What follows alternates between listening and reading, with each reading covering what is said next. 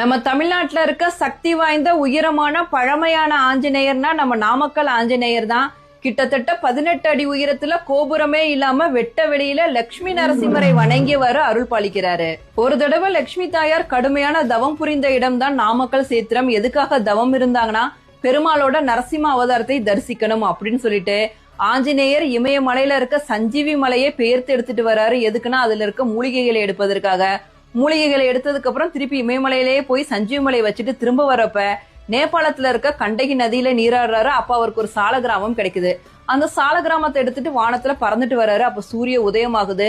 ஆஹா, சூரியன் வந்துட்டாரே, நமஸ்காரம் பண்ணணுமே அப்படின்னு சொல்லிட்டு சால கிராமத்தை கீழே வைக்கிறாரு. சூரிய நமஸ்காரம் எல்லாம் பண்ணிட்டு திருப்ப வந்து சால கிராமத்தை எடுக்கிறாரு. ஆனா எடுக்கவே முடியல. அவர் எந்த இடத்துல சால கிராமத்தை வச்சாருன்னா லட்சுமி தாயார் கடுமையான தவம் புரிந்த நாமக்கல் சேத்திரத்துல. அப்ப அவருக்கு ஒரு அசிரீரி ஒலி கேட்குது.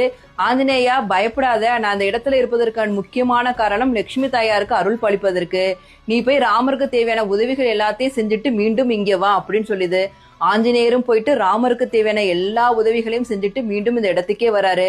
அப்போ பாத்தீங்கன்னா அந்த சால கிராமம் நரசிம்ம மூர்த்தியாக வளர்ந்து நிக்குது. இதை பார்த்த ஆஞ்சநேயர் தன்னோட 2 கைகளையும் எடுத்து கும்பிட்டு அப்படியே நின்றவாறு நமக்கு எல்லாம் அருள் பாலிக்கிறாரு. அந்த கோவில் தான் நாமக்கல்ல இருக்க ஆஞ்சநேயர் கோவில். ரொம்ப ரொம்ப பழமையான சக்தி வாய்ந்த கோவில். ஆஞ்சநேயர் ஜெயந்தி வரப்போகுது. முடிந்தா எல்லாரும் போய் நாமக்கல் ஆஞ்சநேயரை தரிசிச்சுட்டு வாங்க.